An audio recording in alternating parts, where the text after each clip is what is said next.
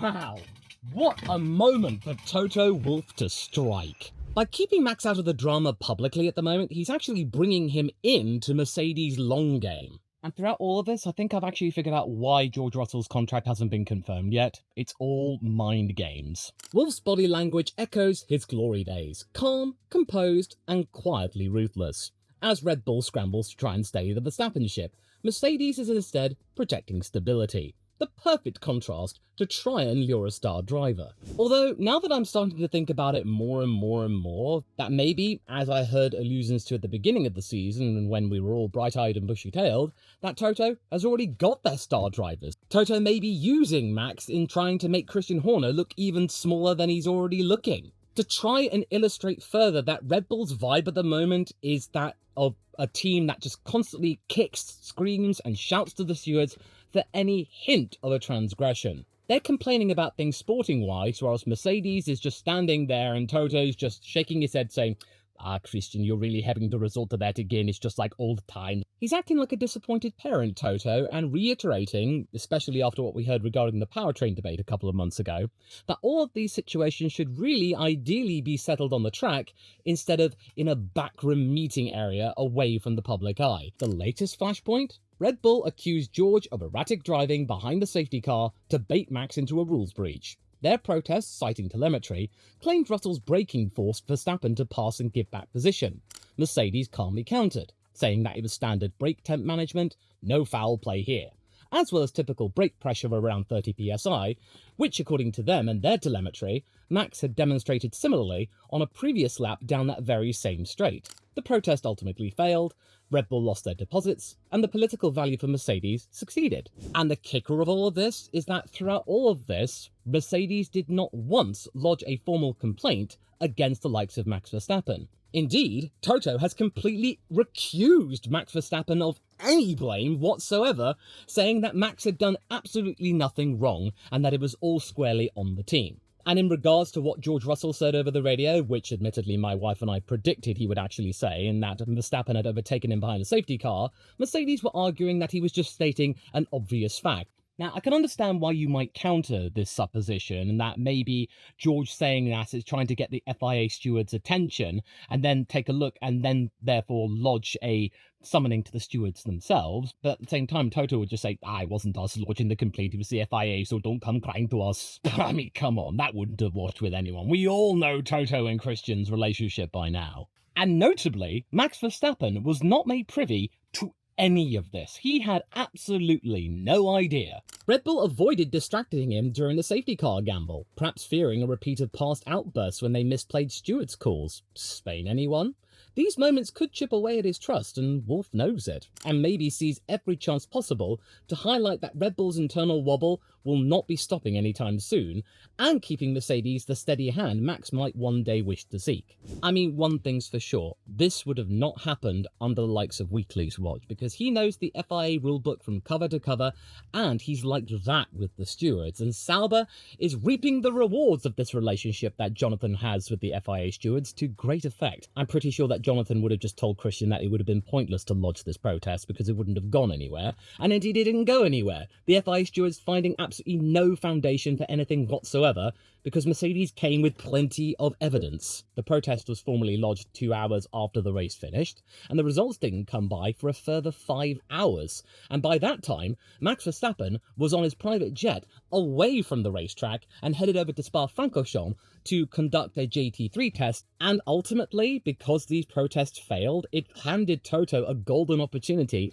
to turn the screw even further. Zak Brown had nothing to do with this at all for once. It's classic Toto getting one over his long-term nemesis, and I think Red Bull just handed this to Mercedes on a plate, and allow Mercedes to further smoke up the smokescreens regarding driver contracts. You see, Wolff took to the media with an initially run-of-the-mill piece in relation to their rivals with the traditional smolder and called what Red Bull were doing a waste of everyone's time. Petty. Embarrassing. But what made this a little different is that he exonerated Max from all of this. Sure enough, Red Bull confirmed this because Max had no idea that this was even taking place. So here is what Toto said for your consideration. Ahem. First of all, it took Team Red Bull Racing 2 hours before they launched the protest, so that was in their doing. You know, honestly, it's so petty and so small. They launched 2 protests. They took one back because it was ridiculous. They come up with some weird clauses, what they call clauses.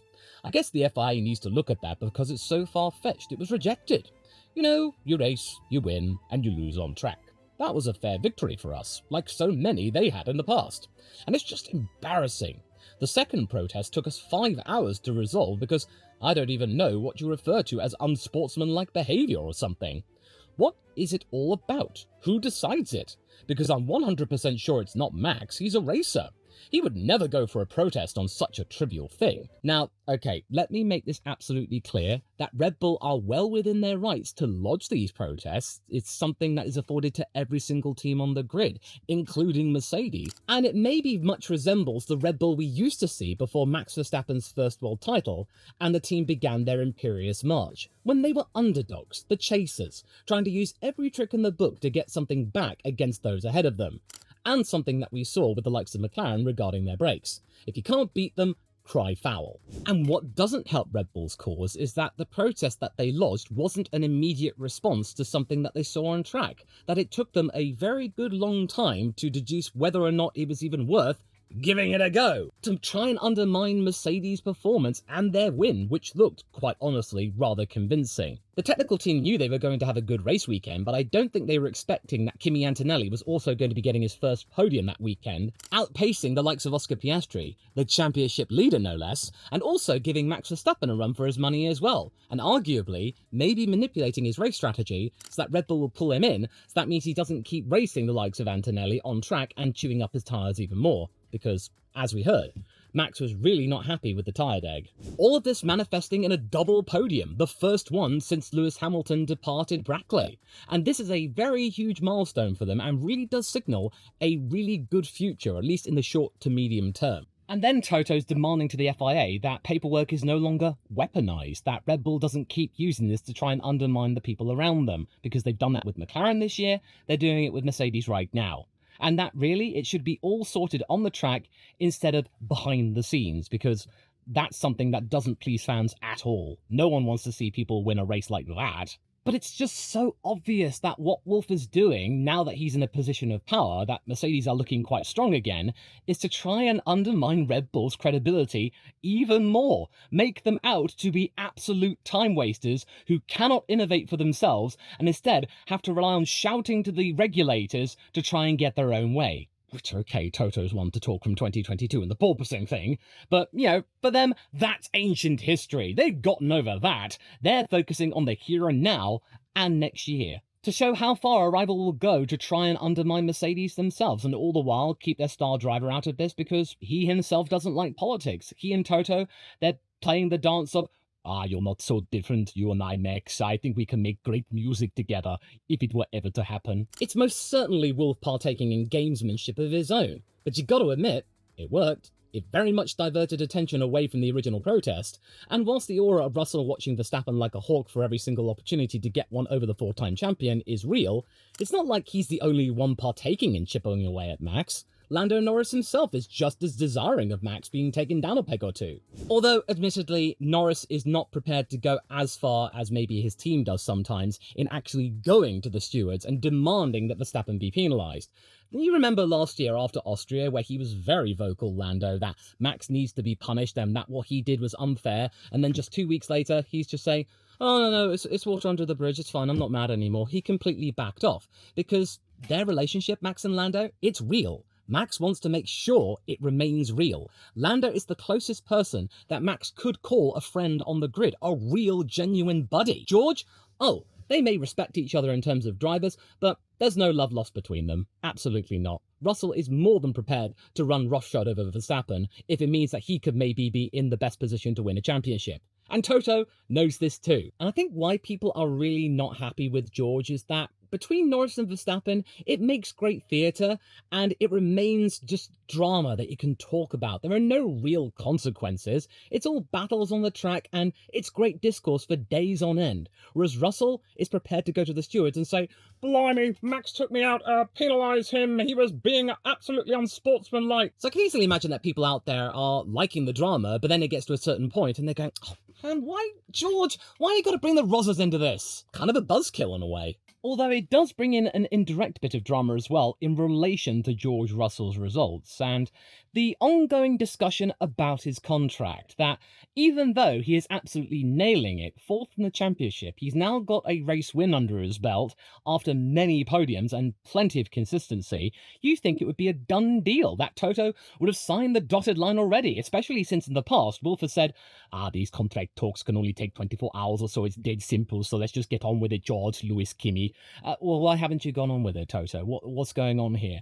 Is George not good enough for you? Is Kimi not good enough for you? Maybe, just maybe, with the foam here and the spanner here, perhaps Toto knows exactly what's going on. He can rely on George playing along, that he won't go looking elsewhere. Because it does seem very odd on paper, because safety car shenanigans aside, George is still in the hunt for the World Championship, mathematically speaking, and should McLaren falter or their two drivers start to take points away from one another, he and Max are in a good place to mount a comeback. But despite that though, the win is still not a signal of commitment Russell surely would have hoped for, because he's signalling loyalty, even admitting prior talks with other teams are over, so why the delay? Keeping Max's future in the headlines and more pressure on Red Bull, you might be absolutely sick and tired of the rumours about 2026 Max still continuing to be talked about to this day, but there is a reason for that, and Mercedes are more than happy for it to remain that way. I can't believe I've been so stupid that this is not about indecision from Toto, perhaps, that maybe this is all a game plan, strategy. Since Horner's outfit are indeed wobbling on several fronts, Wolff is pressing every sore spot to make the team boss look weak, and to remind Max Verstappen that there may be a calmer home elsewhere, one that may seek to not resort to protesting results, and instead get them on the track. It's quite evident that that would be the ideal course of action for Max, to settle things the old-fashioned way, instead of being gifted results in a backroom office. For Verstappen, he would rather just arrive at the track, talk to the engineers, drive the car around, maybe talk to the press for a few minutes, and then go home. And also to do it with a team who are not struggling to try and find some sort of solid ground after a couple of years of uncertainty and people leaving the factory. That they have a sense of direction and they just need one last piece of the puzzle to be slotted in order to guarantee long-term success. And Toto's more than happy to maybe just pocket that final puzzle piece and just say, I can't find that puzzle piece everywhere. George, do you have it? Kimi, do you have it? Max, over there, do you have it? And then he's just rubbing his pocket and going, yes, keep going, those fools have no idea. I mean, if it were up to me, I would just sign Kimi and George immediately. It's wasted energy, in my honest opinion, what they're doing, but ultimately, now that I've been thinking about it more and more, and it's just been doing my head in, now it's starting to make a little bit more sense as to why it's going on and why Toto is dragging it all. Because Wolff is playing so many entities. He is praising to the heavens the likes of George Russell, his leadership and his performance, whilst also saying the performance is not a guarantor of his long-term success, and also he is keeping his options open, using Max as a pawn to pressure Red Bull and screw up their own long-term strategy. And also, it might be a coordinated front. George and Toto may be in cahoots, that they're keeping the contract talks open and vague and completely directionless in order to make Red Bull a little bit uncomfortable, stall contract talks of their own from multiple circles at no extra cost. Mercedes don't have to lift a finger. All they've got to do is just kick a can down the road for a little bit, and Red Bull are scrabbling around trying to find a solution to keep Max happy. And maybe it might explain why George has been so calm throughout all of this, that yeah, he's been starting to get a little bit impatient as to why the contract's not been signed, sealed and delivered, but historically, the last few months, he's been saying, well, you know, Max is available potentially, so why wouldn't a team want to talk to him, including my own? And I'd be more than happy if he were my teammate. Even the Aston Martin rumours don't jolt him, even though they have been doing the rounds, and I even talked about it last week. It's something that does actually have a leg to stand on and has potential, because George would be the team leader long-term without question, and he'd be partnering up with Fernando, a good mate of his. And most importantly, really important for Toto, George has absolutely no issues with Kimi Antonelli knocking around as his teammate. They get on like a house on fire. I'm pretty sure that Russell likes being a leader and a mentor figure alongside Valtteri Bottas. You feel like the mood at Mercedes is really, really calm at the moment, and that's something that's been echoed by someone who would very much know about auras and atmosphere, Bottas confirming that Mercedes has never been more chill. Never chill under the likes of Lewis Hamilton when he was in their roof, because there was also pressure from a multiple world champion. And you would argue that if Max Verstappen were to walk in the door at Mercedes, that pressure would simply come back, maybe magnified by a factor of 10. All in all, Russell's just trying to paint a picture that everything's hunky-dory at Mercedes and that things will come good eventually, that he trusts the process. There wouldn't be a reason to fix what ain't broke. And Wolff publicly praising George's leadership while saying renewal isn't tied to results? I thought it was weird, but it isn't really. It's calculated. By decoupling Russell's contract from what he's doing on the track, Toto's keeping the Verstappen door open and the pressure on Red Bull high. Perhaps making people think, well, if George's results don't matter, then what's going on here? And it keeps Red Bull guessing. Because why wouldn't they lock George down like McLaren did with their boys? Because uncertainty helps Mercedes. Mercedes now look incredibly stable, and stability is what Max is craving for right now. Red Bull have certainly come on leaps and bounds since the start of the year in that they can produce a car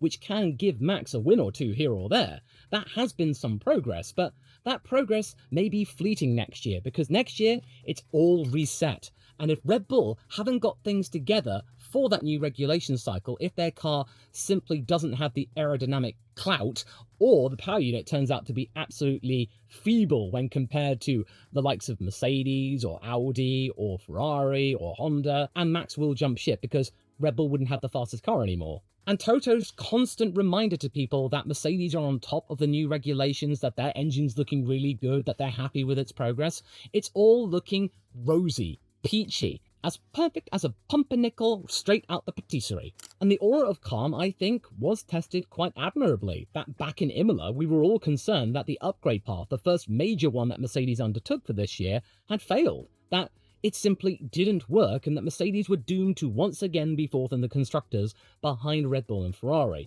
But within the space of a few weeks, it was all turned around again. I'm quite sure that they've not sorted out all of the issues that the W16 may have, but it just shows that right now they have the means to rectify it quickly instead of taking the majority of the season to get anywhere close in reclaiming pace. But at that time, it would be too late to do anything about it. So therefore, use George as some means to poke Christian Horner even further, because his future is still not on paper. And it really helps as well that George is still singing from the same hymn sheet, and him saying that the protests, oh blimey, they were absolutely disgusting. We had people missing their flights and thoroughly inconvenienced them in the steward's room, and it was absolutely unnecessary. It amounted to nothing. Red Bull, what the hell are you playing at, you rascals? It also means that Mercedes can delay contract negotiations through the busy summer, thanks to George Russell's loyalty. Because Russell isn't agitating things, George is happy to let Toto do his own thing. And maybe during the summer break pause, the Verstappen narrative could be kept alive that little bit longer.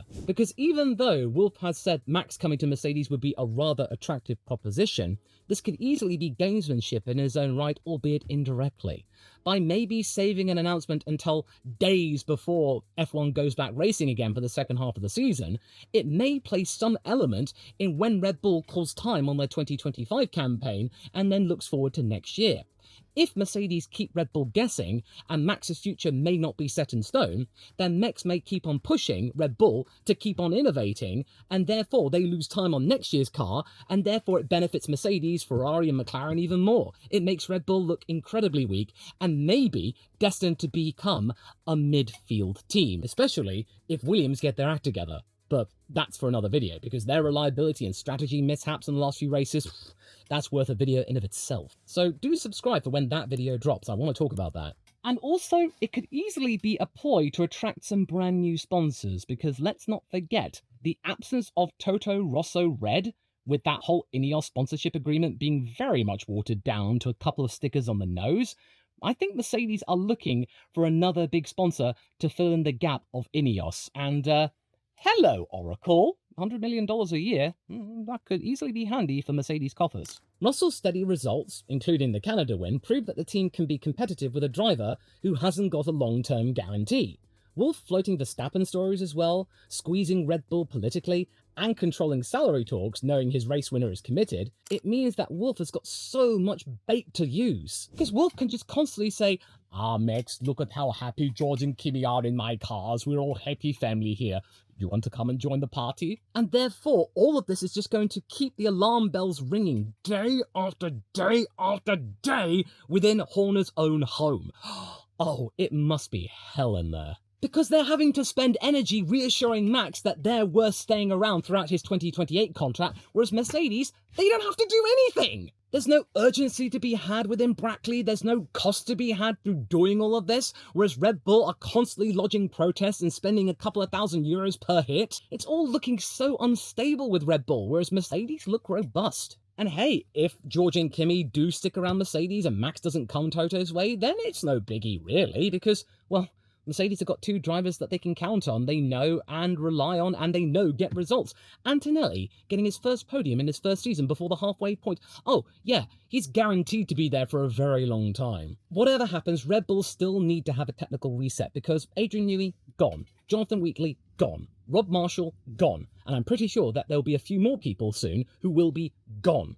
If Hannah Schmitz goes, oh, because I'm certainly thinking if Max does go, GP will be going with him. The new in-house Ford hybrid too is Red Bull's biggest unknown. Even Horner admits it's a major challenge despite upbeat public briefings. Let's not forget the recent pleas to the FIA for some kind of change to the power unit distribution that they and Ferrari undertook and proved futile.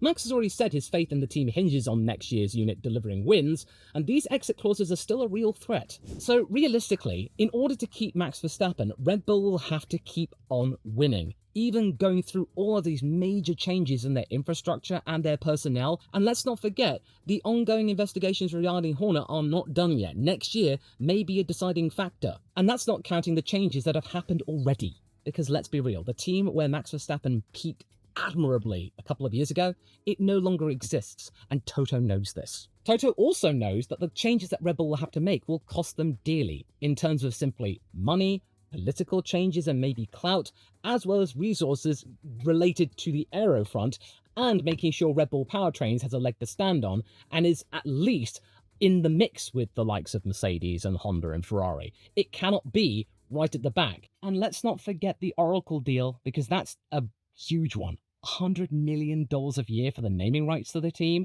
and it all hinges on Max Verstappen being there and bringing the team success. So therefore, if Max Verstappen is looking likely to leave, will Oracle simply just leave because, well, the future of the team doesn't look all that bright? Maybe another team could be a lot more robust, even if Max doesn't go.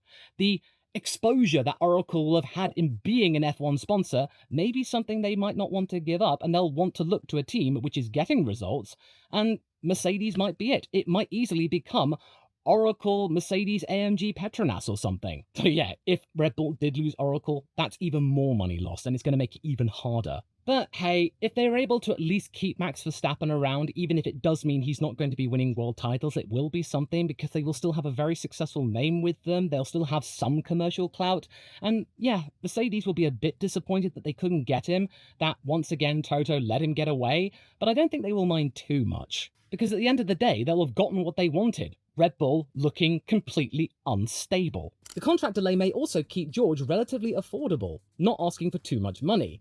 Even if Max stays put, Red Bull burns resources on politics, not performance. And that means Wolff's plan wins either way. And George's calm is helping him pull it off. And all the while, McLaren's got a bit of an awkward and wicked game of their own. To find out why I think Oscar Piastri now has the room at McLaren, at least for 2025, watch this video next, straight after this one.